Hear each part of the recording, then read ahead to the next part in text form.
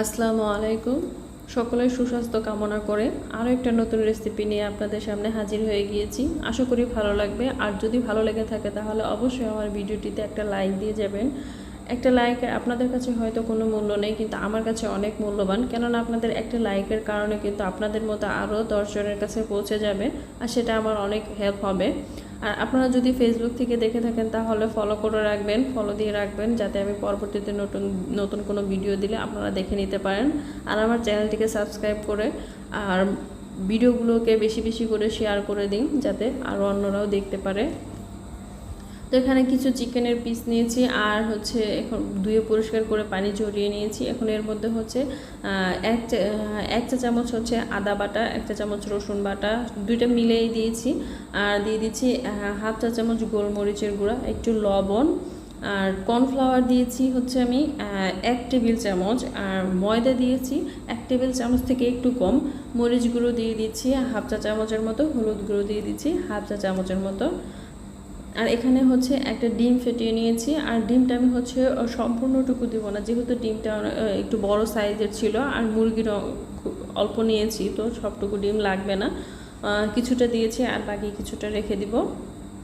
আসলে আপনারা দেখেই বুঝতে পারবেন যে কতটুকু আসলে প্রয়োজন হবে আর কতটুকু দিলে হয়ে যাবে, সেই অনুমানেই দিয়ে নেবেন। আর অল্প একটু হচ্ছে সয়াবিন তেল দিয়েছি, দিয়ে ভালোভাবে মাখিয়ে হচ্ছে এটা ম্যারিনেট করে রেখে দিব। আমি মোটামুটি এটা ম্যারিনেট করে রেখে দিয়েছিলাম 1 থেকে 1.5 ঘন্টার মতো, পুরোপুরি 1.5 ঘন্টা না, কিন্তু 1 ঘন্টার উপরে রেখেছিলাম। আর এখানে আমি হচ্ছে মশলা তৈরি করে নিব। এর জন্য নিয়েছি মৌরি, স্টার অ্যানিচ, এটা হচ্ছে 3টা পাতা নিয়েছি, যেহেতু কম মাংস আমি আগেই বলেছি, এর জন্য নিয়েছি কম। এলাচ নিয়েছি, লবঙ্গ নিয়েছি, আর হচ্ছে দারচিনি নিয়েছি। তো এখানে হচ্ছে সবগুলো উপকরণ আমি একসাথে আগে গুলিয়ে নিব, যাতে হচ্ছে পরবর্তীতে ভুলে না যায়। তো এখানে হচ্ছে আমি টমেটো সস নিয়েছি। প্রথমে আমি হচ্ছে টমেটো সস 1 টেবিল চামচ দিয়েছিলাম, পরে আরেকটু দিয়েছি, আমার গুলানোর পরে মনে হয়েছে যে পাতলা হয়েছে। তারপরে চিলি সস দিয়েছি অল্প, সয়া সস দিয়েছি 1 চা চামচ। আর হচ্ছে যেহেতু আমি ঝাল কম খাই, ঝালটা হচ্ছে আমার ফ্যামিলিতে খুবই কম খায়, এর জন্য আমি হচ্ছে ঝালটাকে, চিলি সসটা কিন্তু খুব কম দিয়েছি। যারা ঝাল বেশি খেতে পছন্দ করেন তারা কিন্তু হচ্ছে একটু ঝালটা বেশি দেবেন, আর আমার বাচ্চা খাবে, এর জন্য আমি একটু কমিয়ে দিয়েছি। তো চুলায় একটা প্যান বসিয়ে তার মধ্যে তেল দিয়ে এখন হচ্ছে আমি এগুলো ভেজে নিব, অল্প আঁচে ভেজে নিব। চুলার আঁচটা কিন্তু একদম হাই হিটে রাখবেন না, তাহলে দেখা যাবে যে উপরের অংশটা পুড়ে গিয়েছে, ভেতরের অংশটা কিন্তু ভালোভাবে হয়নি। আর এটা যখন ভালোভাবে ভেজে নেবেন তখন কিন্তু খেতেও ভালো লাগবে, আর রান্না করতেও কিন্তু এটা বেশি সময় লাগে না। এর জন্য হচ্ছে ভেজে নেওয়াটাই হচ্ছে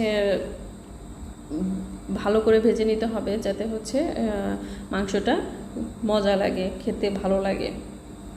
তো হয়ে গিয়েছে, দেখে বুঝতে পারতেছেন যে হয়ে গিয়েছে। এখন আমি সবগুলো তুলে নিব।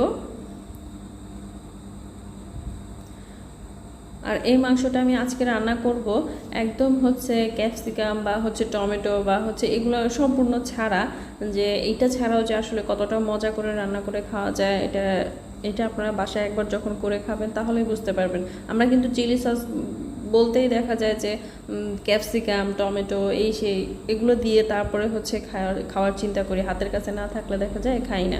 তো আসলে একবার এরকমভাবে খেয়ে দেখেন, তাহলে বুঝতে পারবেন যে কতটা মজা লাগে। তো ওই তেলের মধ্যে হচ্ছে আমি এখন এর মধ্যে হচ্ছে দিয়ে দিলাম 1 চা চামচ হচ্ছে রসুন কুচি, আর দিয়ে দিচ্ছি কিছু হচ্ছে পেঁয়াজ, এরকম করে কেটে নিয়েছি, সেগুলো দিয়ে দিচ্ছি।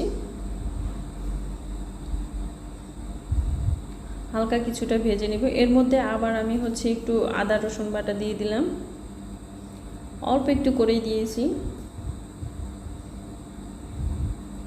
এখন ভাজা মাংসগুলো দিয়ে দিচ্ছি, দিয়ে কিছুক্ষণ নেড়ে চেড়ে ভেজে নেব।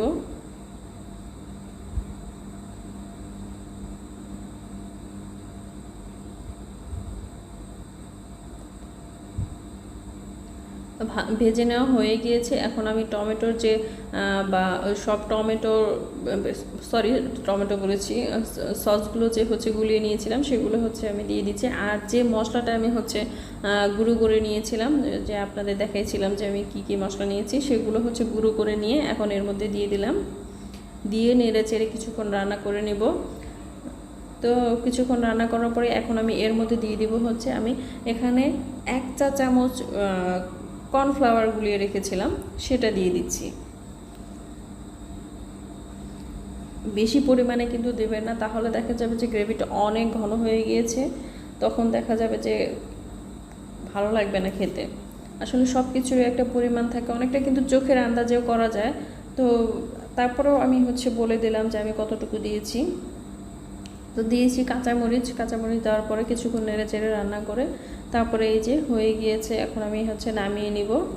তো দেখেই বুঝতে পারতেছেন যে কতটা মজাদার হয়েছে, আর খেতেও মাশাআল্লাহ এতটা মজা হয়েছে যে আসলে কি বলবো, যে আমি নিজে খেয়েছি নিজেই বুঝতে পেরেছি, বা আমার ফ্যামিলির যারা খেয়েছে তারাও বলেছে। আর যদিও হচ্ছে আমার কাছে মনে হয় যে আমি যদি আরেকটু ঝাল দিতে পারতাম তাহলে আমার কাছে আরও বেশি মজা হয়ে যেত, কিন্তু আমি কি করব, কিছু করার নেই। আমার বাসায় তো ঝাল খাবে না, শুধু একা আমার খাওয়ার জন্য তো আর করতে পারি না, সকলের চিন্তা করে করতে হয়।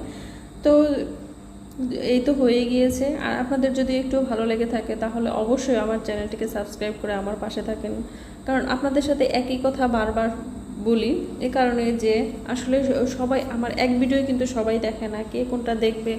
তো এর জন্য হচ্ছে একই কথা বারবার প্রত্যেকটা ভিডিওতেই বলি।